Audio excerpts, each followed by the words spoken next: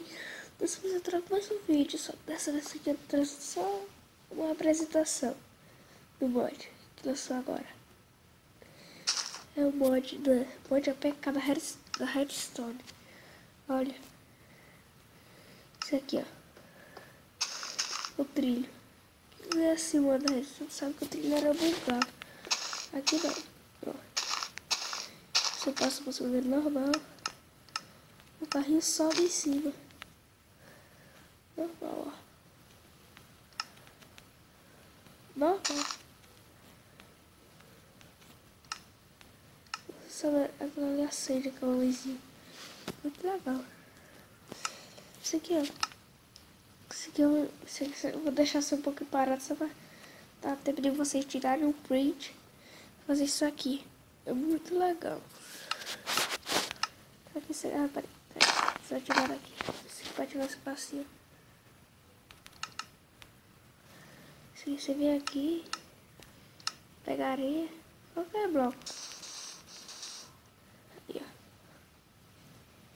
Tá vendo? Calma, né? Isso aqui meu amigo foi, mas ainda não me esqueci como era que funciona isso aqui. Foi quem fez, galera. Que legal. Ó, porta automática. Ah, bugo. Passar reto, certo?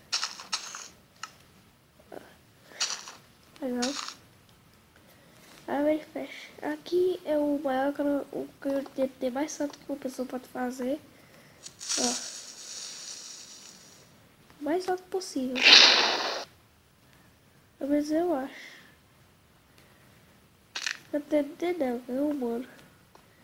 Olha, explodiu tudo aqui embaixo. Legal. Não tem nada não. Deixa assim. Aí, galerinha. Se inscreva lá no canal do Forever Player. Ele é o cara. Ele é o cara. Ele faz muitos vídeos legais. E é só isso, né, galerinha? Tchau, beleza. Adeus. Fique com Deus. E só isso, galera. Deixa o seu like favorito que ajuda muito. Tchau.